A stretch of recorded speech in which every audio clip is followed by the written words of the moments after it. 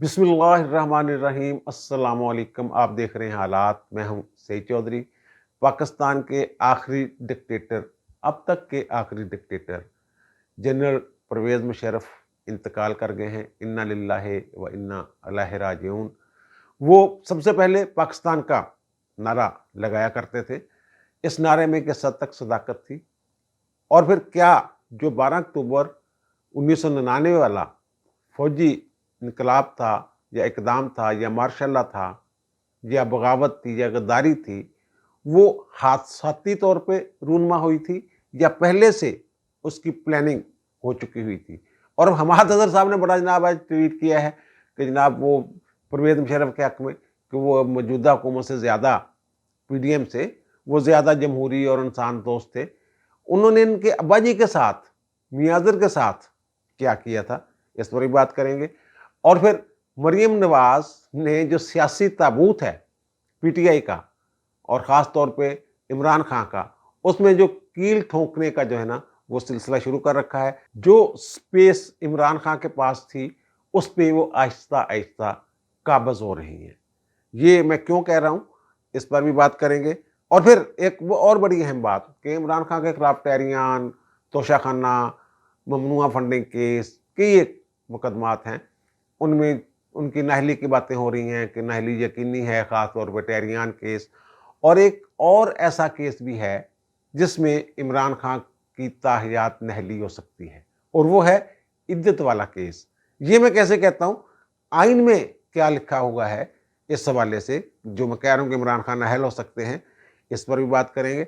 लेकिन सबसे पहले जनरल परवेज़ मुशर्रफ साहब। जनरल परवेज़ मुशर्रफ 12 अक्टूबर 1999 में वो कहते हैं जनाब, क्योंकि मुझे निकाला गया इसलिए वो फिर ज़ाहिर फ़ौज ने फिर आगे से बगावत कर दी और मेरा तैयारा हाईजैक कर लिया गया।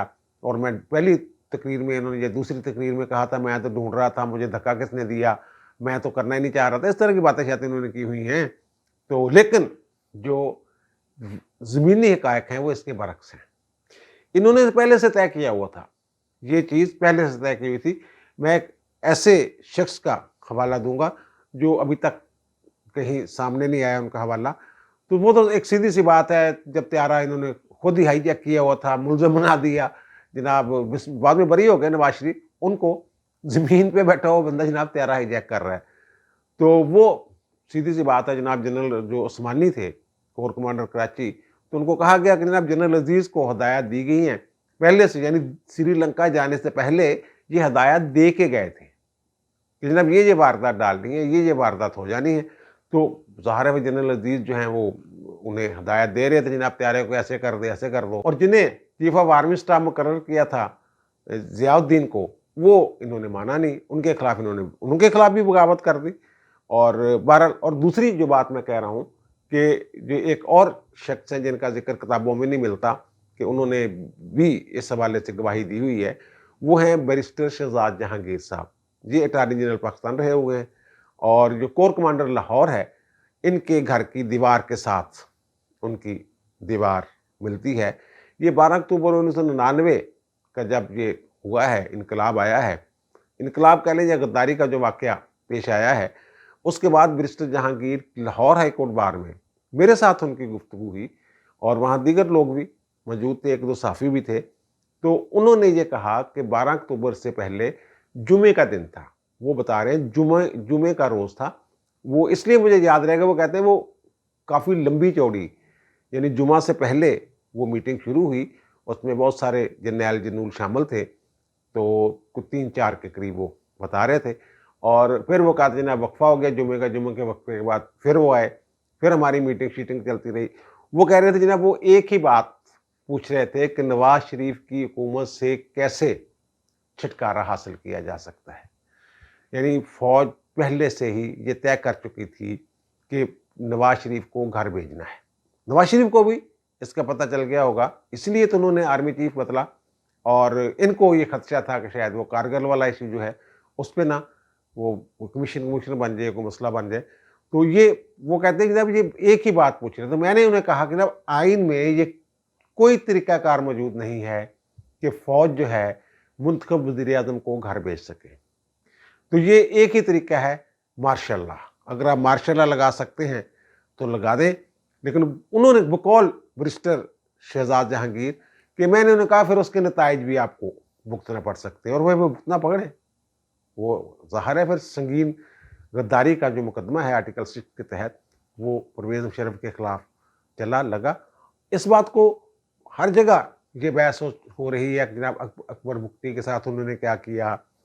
12 مئی آپ کو یاد ہوگا، جب 12 مئی 2007 جب اس وقت کے چیف جسٹس جو معزول کر دیے گئے تھے افتخار محمد چودھری کراچی جاتے ہیں، انہوں نے سندھ ہائی کورٹ بار سے خطاب کرنا تھا. تو پھر وہاں جو قتل و غارت گری ہوئی اور جو ہوا 55 کے قریب لوگ وہاں جو ہیں وہ جہاں بحق ہوئے، بلکہ قتل کیے گئے اور لوگوں کو زندہ جلا دیا گیا. ادھر وہ ہو رہا تھا، ادھر یہ مشرف صاحب تقریر کر رہے تھے مکہ لہرا کے کہ اس کو کہتے ہیں عوامی طاقت. اس طرح کا ظالم آدمی تھا وہ. اب لوگ کہتے ہیں جناب مرنے والوں کو برا نہیں کہنا چاہیے. بھائی جو حقائق ہیں وہ تو سامنے رکھنے ہیں، وہ تو رکھنے چاہیے. ان کی موت کا افسوس ہے، گھر والوں کے ساتھ تعزیت بھی کر رہے ہیں لوگ. ایون یہ کہ شہباز شریف، صدر، آرمی قیادت، تمام لوگوں نے تعزیت کی ہے اور ان کی میت لینے کے لیے ایک خصوصی طیارہ بھی جا رہا ہے. لیکن جو انہوں نے کیا ہوا ہے، اکبر مفتی والی بات چلو، پھر ڈاکٹر قدیر کے ساتھ کیا کیا تھا انہوں نے جناب ایٹمی پھیلاؤ کے حوالے سے. انہوں نے باقاعدہ تقریر کروائی پی ٹی وی پر ان سے، اور انہوں نے پھر یہ معافی مانگی قوم سے. اور چوری شجاعت صاحب کہتے ہیں یہ تو کچھ اور ہی کرنے والا تھا، پھر میں نے یہ پلان کیا کہ چلو ایسے معافی شافی منگوا دی. اور جتنے بھی ہمارے ایٹمی پروگرامز کے ساتھ منسلک سائنسدان تھے سب کی ڈی بریفنگ کروائی. اور جو بحری بیڑا کھڑا ہوا تھا ان کا امریکیوں کا، وہاں لے جا کے انٹرویوز کروائے گئے، ان کے آنکھوں میں پٹی باندھ کے لے جاتے تھے. اور پھر جو افغانی سفیر تھے عبدالسلام ضعیف، انہوں نے طالبان کی حکومت تسلیم کی ہوئی تھی، پکڑ کے امریکہ کے حوالے کر دیا، عافیہ صدیقی کو حوالے کر دیا. بندوں کو پکڑ کے پیسے لے کے ان کے حوالے کرتے رہے. اور جب پتہ چلا کہ جناب یہ تو اربوں کے مالک ہیں، تو پھر یہ کہا یہ تو مجھے جناب جو شاہ ہیں، شاہ سعودی عرب کے، انہوں نے بھائی کے طور پہ مجھے یہ چیزیں گفٹ کی تھیں، جس سے میں نے یہ گھر بنایا، پتہ نہیں کیا کیا بنایا. لال مسجد میں جو ہوا وہ بھی ٹھیک ہے، لال مسجد والوں کی سرگرمیاں بھی ٹھیک نہیں تھیں، لیکن جس طرح انہوں نے آپریشن کروایا وہاں پہ، وہ بھی ایک ظلم کی ایک مثال ہے جن کی. اور بہادر اتنے تھے کہ وہ کارگل والے ایشو پہ ہی وہ انہوں نے جناب یہ جب تھے نا ڈائریکٹر جنرل ملٹری آپریشن، اسی وقت ان کے ذہن میں یہ کارگل والا پلان جو ہے وہ تھا. اور وہ شاید بینظیر کے پاس یہ لے کے گئے تھے جناب یہ ایسے ایسے کر لیں گے، ایسے کر لیں گے، اور یہ کٹ کر دیں گے اور سلسلہ وہ ان کا زمینی رابطہ ختم ہو جائے گا، تو جناب یہ مقبوضہ کشمیر جو ہے یہ ہمارا. تو انہوں نے تو کر دیا تھا انکار اس وقت، ان کے چلو دوڑو. اور پھر بعد میں جب یہ آرمی چیف بن گئے تو ظاہر ہے پھر وہ جو ان کا پہلے ان کے دماغ میں کھیڑی پک رہی تھی اس کے مطابق کیا. اور پھر وہاں جو ہمارے ایئر چیف کہہ چکے ہیں اس وقت کے، بحریہ کے سربراہ کہہ چکے ہیں ہمیں تو پتہ ہی نہیں تھا، انڈیا کی ایئر فورس مدد کے لیے آ گئی، یہ کسی کو بتا ہی نہیں رہے. یہ کہہ رہے جناب وہ لڑ رہے ہیں مجاہدین. اور بعد میں اگر یہ بات غلط ثابت ہوگی پھر فوری طور پہ جناب نواز شریف کو بھیجا، جناب امریکہ جائیں، جنگ بندی کروائیں، کچھ کروائیں. جو بھی معاملات ہوتے رہے اس میں وہ آپ لوگوں کے علم میں ہیں سارے. بہت ساری چیزیں پردہ ڈالنے کی کوشش کی جاتی رہی ہے، اب بھی ڈالی جا رہی ہے، لیکن جو حقائق ہیں وہ چھپے نہیں رہ سکتے.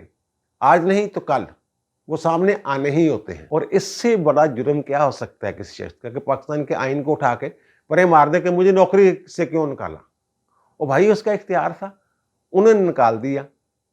تو آپ کہہ رہے ہیں نہیں مجھے کیوں نکالا؟ یہ پہلے سے پلان کر کے گئے ہوئے تھے کہ جناب میں اگر میرے ساتھ ان کو شک تھا کہ ایسا کچھ ہونے والا ہے، اور وہ پلان میں نے بتا دیا، 2 بندوں کی گواہی بھی میں نے دے دی ہے. وہ یہ جنرل عزیز، جنرل عثمانی، یہ سب تسلیم کر چکے ہوئے ہیں یہ ساری چیزیں جو میں کہہ رہا ہوں. اب یہ چیزیں احاطہ تحریر میں آ چکی ہوئی ہیں، ریکارڈ پر آ چکی ہوئی ہیں یہ چیزیں جو میں کہہ رہا ہوں. برسٹر شہزاد جہانگیر والی بات، اس وقت میں نے ان کا انٹرویو کیا جا کے، لیکن وہ میرے اخبار نے، کیونکہ ابھی 2-4 دن ہوئے تھے وہ مارشل لگے ہوئے، تو میرے اخبار نے پھر ضرورت نہیں کی تھی کہ اس کو وہ چھاپ سکے. بہرحال برسٹر جہانگیر نے کہا تھا کہ میں اس کو آن کرنے کے لیے ہر جگہ جو ہے وہ تیار ہوں.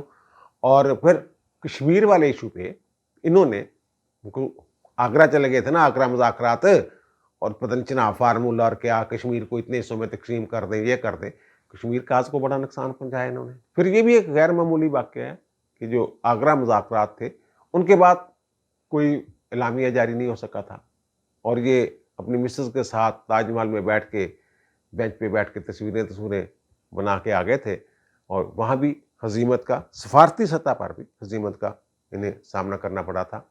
اور پھر آپ کو یاد ہے 9/11 جب ہوا ہے، اس کے 2 دن بعد ہی امریکہ نے فیصلہ کر لیا تھا جناب ہم نے افغانستان پہ حملہ کرنا ہے۔ تو جو پاکستان میں ان کی سفیر تھیں چیمبرلین، تو ابھی انہوں نے سند پیش نہیں کی تھی، ابھی تعیناتی ہوئی تھی، تو وہ جاتی ہیں ان کے پاس، پرویز مشرف کے پاس، اور وہ 7 نکاتی مطالبات لے کے جاتی ہیں جو امریکی وزیر دفاع تھے کولن پاول، انہوں نے انہیں لے کے بھیجا تھا، اور رچرڈ آرمیٹیج جو نائب وزیر دفاع تھے انہوں نے، تو آخر پہ انہوں نے کہا ان سے پوچھ لینا کہ آپ ہمارے ساتھ ہیں یا ہمارے خلاف ہیں، تو انہوں نے پھر کہہ دیا نا ہم تو آپ کے ساتھ ہیں۔ اور پھر محمود جو اس وقت تھے DGIS وہ دورے پہ تھے امریکہ کے، تو انہوں نے کہا جناب مجھے رچرڈ آرمیٹیج نے یہ دھمکی دی ہے کہ آپ کو پتھر کے دور میں بھجوا دیں گے۔ اس نے بعد میں تردید کی ٹی وی پہ آ کے، انہوں نے کہا میں نے ایسی کوئی دھمکی چمکی دی نہیں تھی، میں ایسی دھمکی کیوں دوں جس پہ عمل نہ کر سکوں، میں تو ایسی دھمکی دیتا ہی نہیں۔ بہرحال یہ تو ہو گئے۔ جو کولن پاول ہیں انہوں نے کتاب لکھی پھر اس پہ، انہوں نے کہا کہ جناب بڑی حیرت کا اظہار کیا، انہوں نے کہا جناب عام طور پہ یہ ہوتا ہے نا، مطالبات منوانے ہوتے ہیں کسی سے، تو کوئی ایک لمبی چوڑی فہرست جو ہے وہ دی جاتی ہے، پھر وہ آگے سے انکار کرتا جاتا ہے، یہ بھی کاٹ دیں، یہ بھی کاٹ دیں، یہ بھی کاٹ دیں۔ وہ کہتے ہیں ہم نے کوئی ایسا پلان کیا ہوا تھا کہ یہاں تک آ جائے نا تو یہ ٹھیک ہے۔ تو وہ کہتے ہیں میرے لیے بڑی حیرت کی بات تھی، میں نے مشرف سے رابطہ کیا تو میں نے اپنے جو مطالبات، وہی 7 مطالبات جو سفیر لے کے گئی تھی، تو وہی مطالبات انہوں نے درائد۔ وہ کہتے ہیں میرے لیے بڑی حیرت کی بات تھی کہ مشرف نے 1 منٹ بھی نہیں لایا، انہوں نے کہا اوکے جناب منظور ہے۔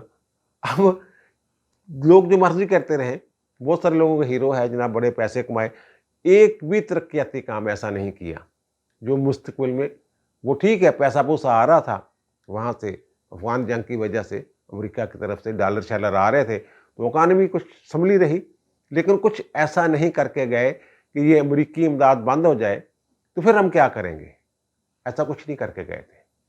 اس دور میں لیز پہ گاڑیاں اور پتہ نہیں کیا کیا، موبائل فون کا طوفان، سارا کچھ یہ آیا۔ ایک اچھا کام کیا انہوں نے، جو یہ نجی ٹی وی چینلز کو انہوں نے لیسنس دیے۔ اب حماد اظہر صاحب جو ہیں وہ یہ فرما رہے ہیں کہ غلطیوں کے باوجود، یعنی مشرف نے غلطیاں کی ہیں لیکن وہ PDM سے زیادہ جمہوری اور انسان دوست تھے، یہ ان کی تعریف کر رہے ہیں یہ حماد اظہر صاحب۔ اور ان کے والد صاحب جو ہیں میاں اظہر صاحب، ان کے ساتھ انہوں نے کیا کیا تھا، وہ یہ کہ جب جہاں کنگز پارٹی بنانی تھی، وہ پیپلز پارٹی والے اگرچہ نہ بینظیر کو آنے دے رہے تھے نہ نواز شریف کو آنے دے رہے تھے، پھر بھی ان کے پاس اتنی عوامی طاقت نہیں تھی کہ یہ کوئی الیکشن ہوتے ہیں تو کوئی عوامی حکومت بنا سکیں، تو پھر انہوں نے کنگز پارٹی کھڑی کی، پاکستان مسلم لیگ کاف، اور اس کے سربراہ بنائے میاں اظہر صاحب۔ اب میاں اظہر صاحب اتنے کمزور آدمی ہیں، حماد اظہر صاحب تو بڑی بڑھ کے مار رہے ہیں نا، وہ اتنے کمزور آدمی ہیں کہ وہ ایک ایک چیز، چھوٹے چھوٹے ٹکٹ کے لیے بھی یہ مشرف صاحب سے وہ فون کٹکا دیتے تھے۔ وہ پھر یہ موٹر وے پہ جا رہے تھے جناب مشورے کے لیے، ٹکٹوں کے مشورے کے لیے یہ جا رہے تھے، موٹر وے پہ چڑھ گئے، تو پھر وہ انہوں نے حسین مہندی کو فون کیا۔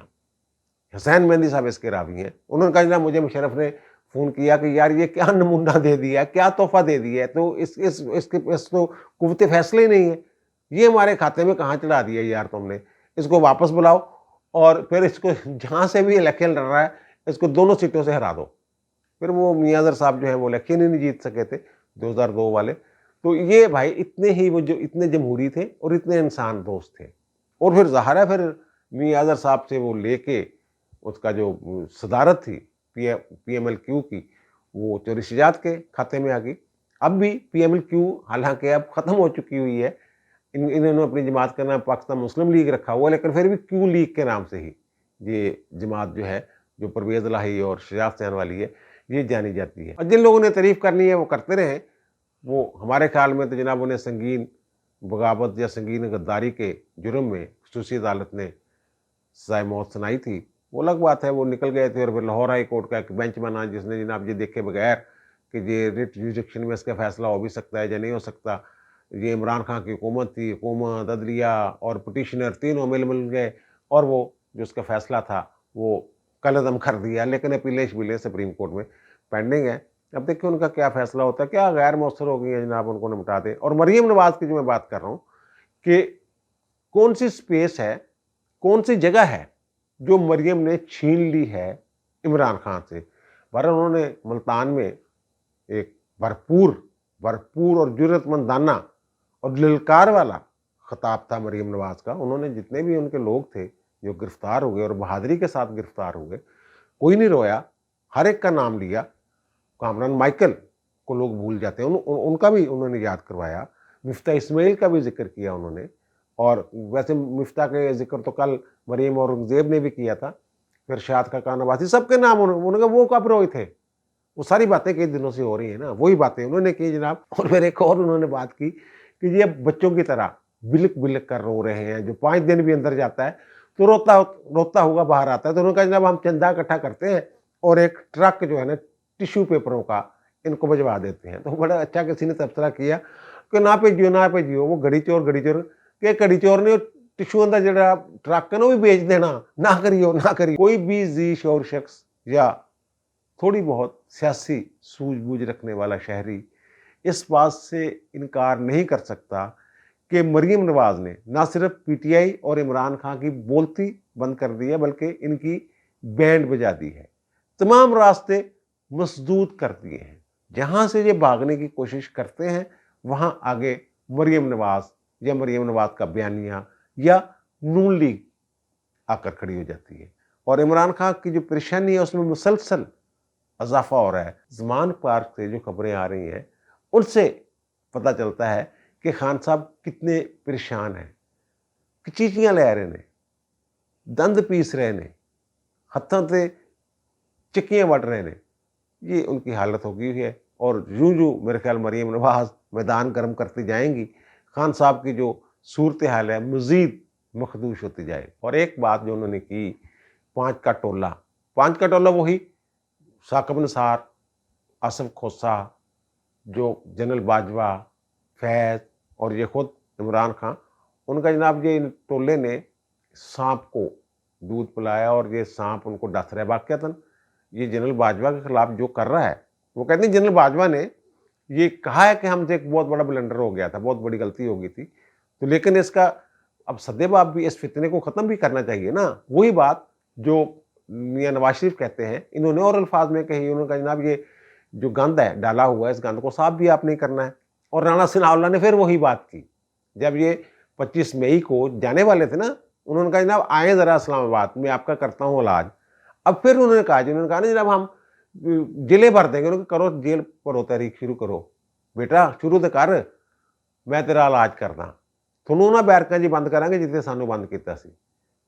सहारा यार ये मुकाफात अमल है, सारी दुनिया कह रही है। शुरू से जब ये जुल्म कर रहे थे उस वक्त भी हम कहते थे कि खान साहब जो कर रहे हैं, जो बो रहे हैं, इनको काटना पड़ेगा, ये मुकाफात अमल है। और जो स्पेस वाली बात मैं कर रहा हूँ, खान साहब छाए हुए थे टीवी चैनल्स पर, टीवी स्क्रीनों पर, हर मिनट बाद कोई ना कोई ऐसा बयान, और फिर उस पर जनाब रात को टॉक शोज में गुफ्तगू और ये वो। अब मरियम जब से आई हैं, मरियम जो बयानियाँ पेश कर रही हैं, अब उसके बाद टीवी चैनल जो हैं वो उस बयानिए पे बहस कर रहे हैं। वो अगरचे वो खिलाफ भी हो सकती है बात, जनाब ये इंतकामी कार्रवाई है, ऐसे नहीं कहना चाहिए, मुफाहमत की फ़ज़ा, जो उनके हैं। जो दूसरे हैं वो जो कह रहे हैं जनाब मुकाफ़ात अमल है।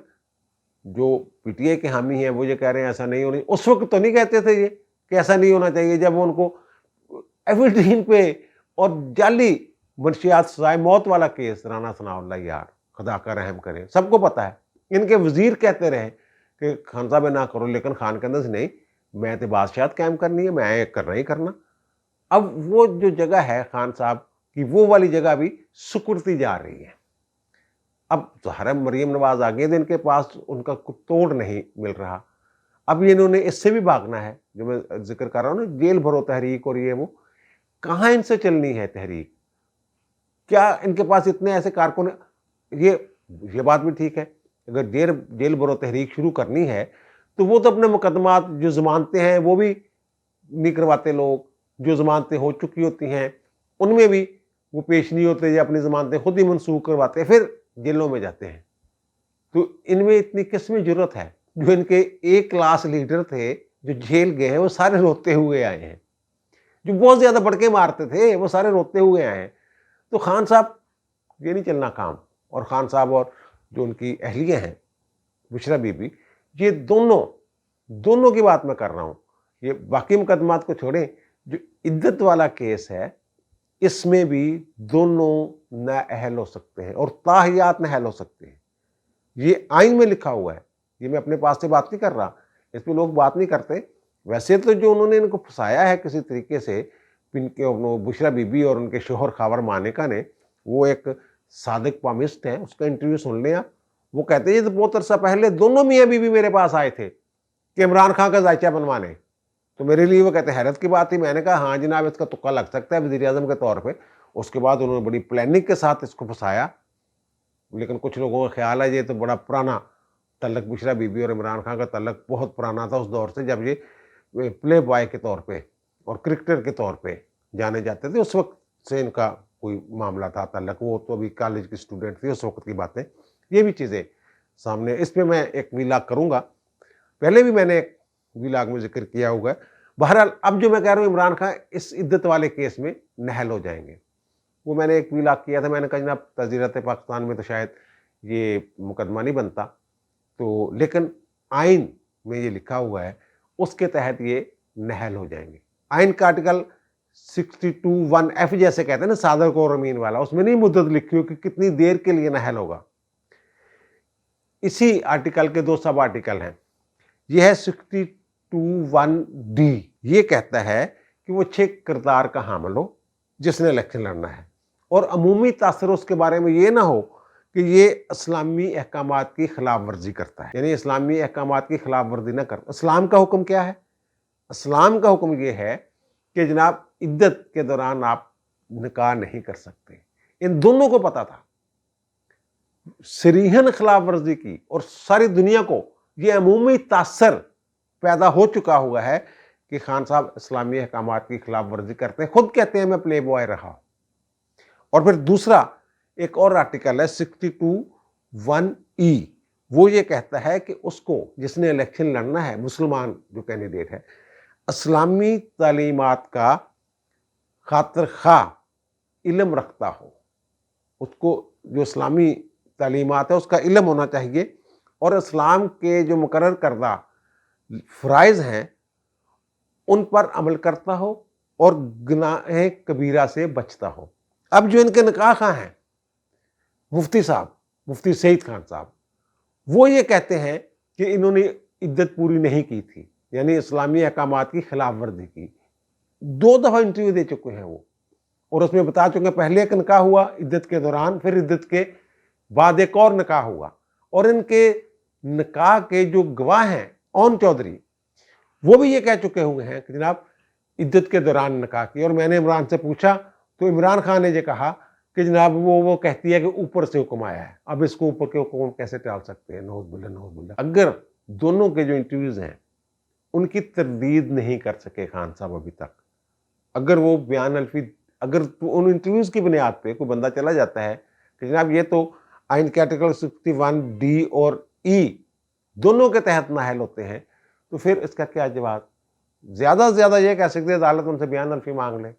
اگر وہ بیان الفی بھی دے دیتے ہیں دونوں، مولانا صاحب بھی، مفتی صاحب بھی اور اون چودھری بھی، 2 گواہ آ گئے، پھر کیا بنے گا؟ یہ اس کیس میں بھی نہ صرف عمران خان بلکہ جو بشرا بیگم ہے، جس کے بارے میں یہ پیش گوئیاں کی جا رہی ہیں بہت سارے لوگوں کی طرف سے، یا اظہار خیال کیا جا رہا ہے کہ عمران خان کی نااہلی کے بعد بشرا بی بی جو ہیں وہ سنبھالیں گے جماعت، بھائی بشرا بی بی نے خود نااہل ہو جانا ہے۔ یہ پڑھ لیں آپ، 62(1)(e) اور (d) دونوں پڑھ لیں، اس کے تحت خان صاحب نااہل ہوتے ہیں عدت والے معاملے پہ بھی۔ باقیوں کو ٹیریان شیریان کو چھوڑ دیں، چلو اسی معاملے پہ یہ نااہل ہوتے ہیں۔ اب دیجیے مجھے اجازت، انشاءاللہ دوبارہ ملاقات ہوگی نئے ویلاگ کے ساتھ۔ اللہ تعالیٰ آپ پر، مجھ پر، ہم سب پر مہربان رہے۔ اللہ حافظ۔